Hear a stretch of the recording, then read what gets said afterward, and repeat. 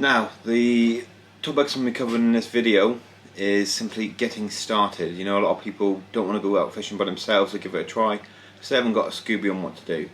And to be honest, it's quite simple to start. So I'm going to show you something called a run and ledger rig, which you can use for sea fishing or freshwater fishing if you live by me perhaps, and you want to go down to Tavistock River and just chuck a worm in the water and see if you can get yourself a trout. This setup will work for you. I'm also going to show you one knot, which is a very versatile knot, which we still use a lot, called the clinch knot. And yeah, fingers crossed this will help you guys get started and get your fishing going. Right guys, so here we're going to show you how to tie the clinch knot. It's one of our most favourite knots that we use. We use it in pretty much every type of our fishing. As you can see, you thread it through the end of your eye or barrel swivel. You have to wrap it round your main line after making your first loop 7 times, or however many numbers you prefer. The more wraps, obviously the stronger the knot. So it's just coming to the end of his 7th knot now. He takes his tag end and thread it back through the original hole that first loop that we made at the beginning. Okay, this will allow the knot to lock into place. Always remember guys to wet your knots. It'll help slide the knot down nice and neat, and it prevents any burns in your line, braid, mono or anything like that. Pull down nice and tight, and there you have it. You have your knot. Now what you need to do is take your scissors and trim off the tag end. Cut it nice and short, but not too short. You want to make sure you've got enough there just for any slips in your knot. So now here's the components that we'll be showing you to make the run and ledger. So scissors, hooks, beads, obviously hook of your choice depending on what style and what fish you're after. Snap swivel, always good for interchanging leads. Barrel swivel to obviously connect from your main line to your trace.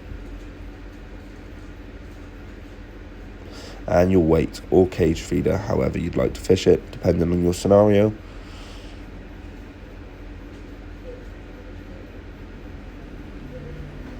Right, so what we're going to start off by is taking your main line and threading your snap swivel up the line, free running.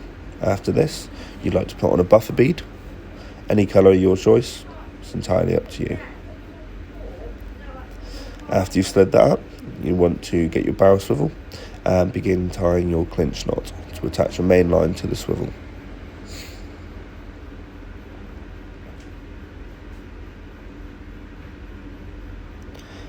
So this can be tricky at times guys, but practice will make obviously perfect or permanent, as some people like to say. So keep trying, have a few goes and you will get the hang of it. Obviously you thread it through the eye, bring it back on itself, wrap round your main line 7 times, or however many you'd like to choose. Once you're finished wrapping it, then just remember to pass it back through the original loop that we made at the beginning.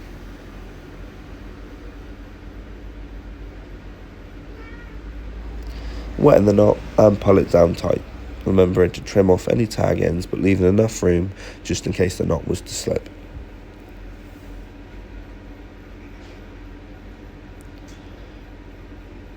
There you go, so now we have our main line with our swivel free running, which will have your lead attached to it, your buffer bead, and then going down to your barrel swivel. So here you go, you can clip obviously any type of weight or cage feeder.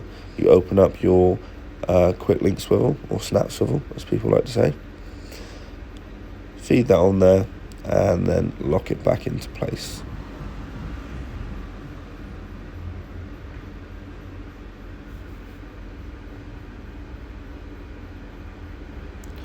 There you go, as you can see, the line passes freely through the snap swivel, keeping the weight in place, but allowing the fish to pull line without feeling the tension of the weight. Obviously, like we said, it's interchangeable, so if you feel like you've got enough feed out there from using the cage feeder and you just want a weight instead, you can just change straight over to the weight.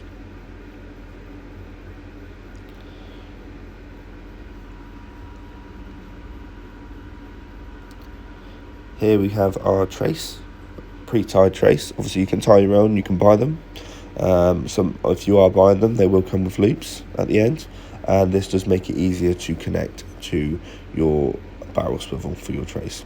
You want to feed the loop through the end of the barrel swivel, like so, and then you want to take your hook and pass it through the loop that you fed through the barrel swivel, like so, and then pull it down gently, just ease it down, make sure it passes over the knot, and pull tight. Obviously remember to moisten your knot, and there we have it, your free running ledger setup. This obviously can be used in a multitude of different ways, fish with different lengths of hook links, different size hooks, different weights.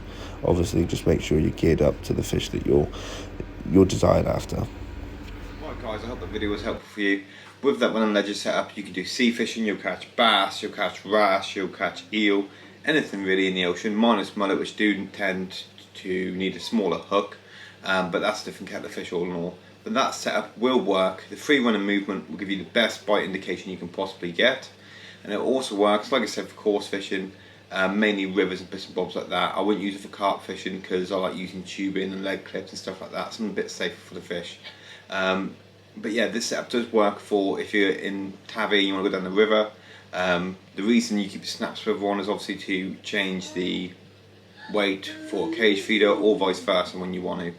And yeah, even if you're out sea fishing and you start off with a 3 ounce and you start getting pokes, the tides coming in, you can put a 4 ounce, 5 ounce, 6 ounce, whatever you have, and that snap swivel just let you change as and when you need. Hope this all helps. Thank you guys.